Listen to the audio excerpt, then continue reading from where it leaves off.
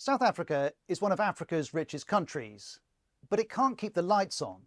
Power cuts are affecting people at home, on the roads, at work too, and it's taking its toll. 9 hours, 10 hours of no electricity as it rotates around the country. It's really very devastating to the country to have electricity turned off. It may be devastating, but it's not a surprise. Well, this is a disaster of South Africa's own making, because there were calls, there were warnings from many years ago, not even just 20 years, but dating back. But the warnings weren't heeded. And this is the point that South Africa has reached. Last year, there were planned power cuts on 205 days. This year, it's already 129. That's every single day except 2. And these power cuts can last for hours. They're needed because the system can't meet demand. Without them, the whole system could collapse. People would experience a week without any electricity at all. And that's going to affect things like communications. It's like an enforced national shutdown. This hasn't happened yet, but regular power cuts are now part of life. And to explain why, we need to look at South Africa's coal-fired power stations. They account for 86% of the electricity it produces, but they're struggling to keep up. The state power utility Eskom admits they're unreliable. One consultancy says they're run exceptionally hard and under-maintained. And this connects the decisions reaching back years. For the last 29 of them, the African National Congress, the ANC, has been in power. In 1999, Thabo Mbeki succeeded Nelson Mandela as president. 9 years later, he admitted, when Eskom said to the government, "We think we must invest more in terms of electricity generation," we said no. We were wrong. Eskom was right. Or as the broadcaster Reddy Khabi puts it, Eskom anticipated, they projected, they knew that South Africa would run out of energy unless it made the necessary investments. The government ignored them. In 2007, though, after years of warnings, the government did act. Construction began on 2 enormous coal power stations. But this hasn't gone to plan. Ultimately, the design turned out to be a flop. Not only did they turn out to cost more than double of what they were projected initially, they also took roughly double as long to actually be built. The ANC has sought to distance itself from the process. It said of one contract, the ANC has not participated in the said transaction. Wherever the blame lies, after 16 years, these power stations are not at capacity. Last year, the Kusile plant had to be partially shut down after a chimney collapsed. In 2021, an explosion at the Medupi plant damaged the generator. Work goes on at both to fix the problems. And the overall challenge of electricity production connects to something else too: corruption.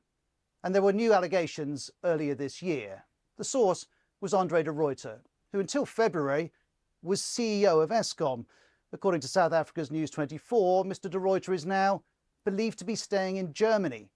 He left South Africa earlier this year, after he'd given an interview. And in it, he claimed at least 4 organised crime cartels are operating in Eskom, and that someone had put cyanide in his coffee in an attempted murder. The BBC can't verify that claim. And Mr. de Ruyter went on. My rough estimate of the amount of money that gets stolen in Eskom every month is in the region of R1 billion every month. R1 billion is about $55 million. $55 million a month. And this is the BBC's Nomsa Maseka on a conversation that Mr. de Ruyter alleges that he had. When he questioned the powers that be, particularly from the governing party, he was told, allow the comrades to eat. In its response to Andre de Ruyter, the ANC said it rejected his unfortunate, irresponsible and baseless claims of alleged political meddling and corruption at the embattled power utility. It says allegations about the ANC are false and that it's suing him for defamation. It adds, we will challenge him for saying our party is corrupt and failing to prove how.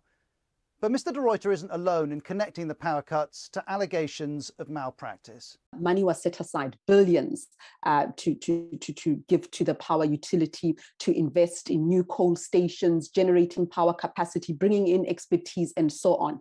It is that money that was looted and stolen under corruption. And corruption has been documented by a vast judicial inquiry. Last year it found 14.7 billion rand of Eskom's contracts are calculated to have been afflicted by state capture. In other words, by corruption.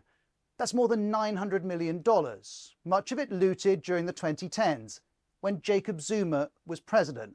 Mr. Zuma's always denied corruption allegations. But more broadly, this inquiry captured the extent of corruption in South Africa. And that's why the power cuts are about much more than electricity. So the power crisis in this country is one small example of the true picture of what South Africa is currently going through, be it corruption, be it crime, be it mismanagement. South Africa's current president, Cyril Ramaphosa, has talked of his commitment to fighting corruption. That is long-term work, as is addressing South Africa's power capacity and reducing its reliance on coal. But right now, the power cuts are happening, and they're coming at a cost. Because of the electricity shortage in particular, the rate of economic growth is often close to 1%, sometimes less than 1%, and is actually less than our population growth rate. As all of this plays out, South Africa heads into what the government calls an exceptionally difficult winter, and it's reiterated its determination to get to grips with the crisis. But on power cuts, or load shedding as it's called, there have been promises before. There will never be load shedding again. That's not what happened. And this illustrates why, to some commentators, this is a story of long-term political failure. The problem here is a lack of leadership and short-sightedness, where political expediency was put above the well-being of the nation. And that's why the economy and the people of South Africa are paying such a heavy price. The ANC would deny its interests are anything other than South Africa's, but it doesn't deny the severity of the moment. The energy crisis is an existential threat to our economy and to the social fabric of our country.